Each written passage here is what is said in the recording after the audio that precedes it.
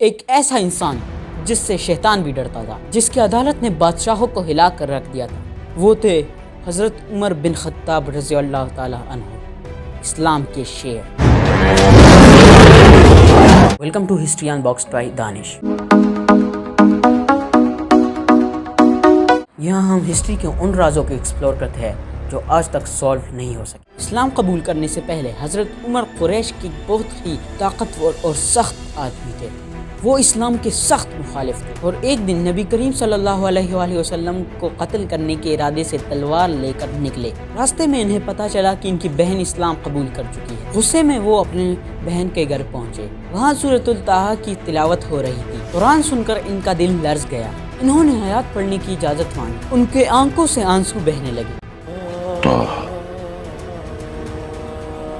ما انزلنا عليك القرآن لتشقى۔ وہاں سے حضرت عمر رضی اللہ تعالیٰ عنہ سیدھا حضرت محمد صلی اللہ علیہ وآلہ وسلم کی خدمت میں حاضر ہوئے اور اسلام قبول کر لیا۔ اس دن سے مسلمان کل عام کعبہ میں نماز پڑھنے لگے۔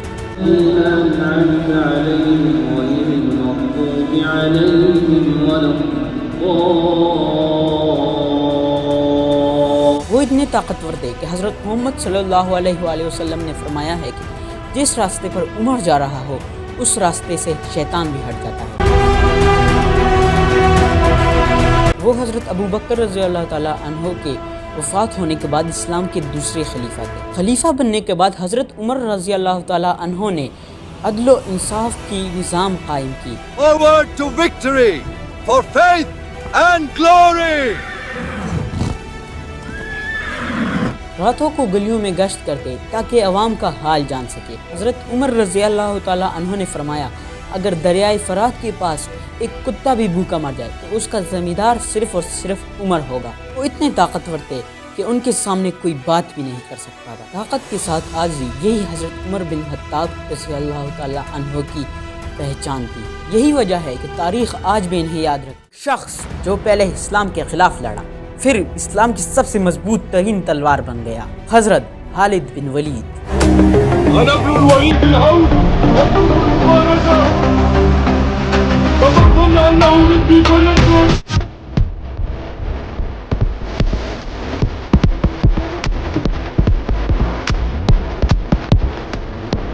اسلام کی تاریخ میں کچھ نام ایسے ہیں جو ہمیشہ زندہ رہیں گے۔ ان میں سے ایک کا نام حضرت خالد بن ولید رضی اللہ تعالی عنہ بھی ہے، جنہیں حضرت محمد صلی اللہ علیہ وآلہ وسلم نے سیف اللہ کا لقب دیا۔ حضرت خالد بن ولید کا تعلق بنو مخزوم قبیلے سے تھا۔ حضرت خالد بن ولید مکہ مکرمہ کے مشہور جنگجو تھے۔ غزوہ احد میں مسلمانوں کو جو نقصان ہوا اس میں حضرت خالد بن ولید کی جنگی چال اہم تھی۔ غزوہ احد پہ ہماری ویڈیو ہے۔